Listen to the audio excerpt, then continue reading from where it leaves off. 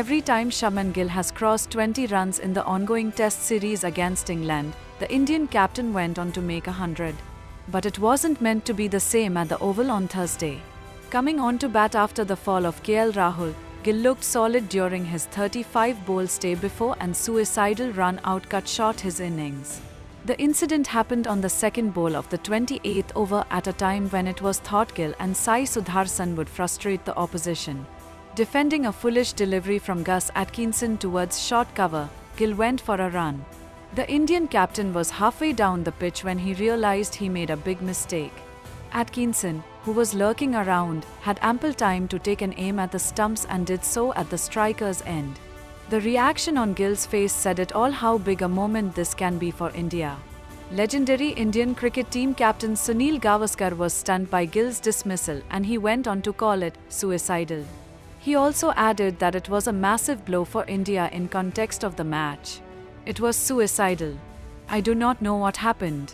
What was his mind space when he looked for that single? There was honestly no run in it.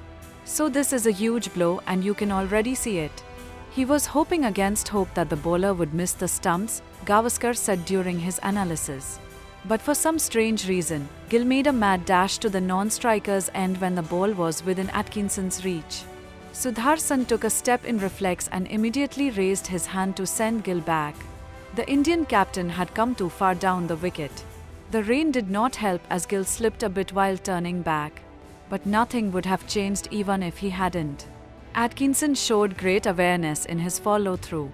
He took a few quick steps to reach the ball, picked it up with his left hand, and gunned the stumps down to catch Gill miles short of his crease.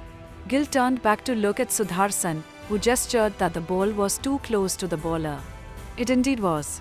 No matter how angry or disappointed Gill gets, he, too, would know it. There was no run in it in any circumstances. To be fair to Gill, he walked out without much fuss. This is extra time. Extra time.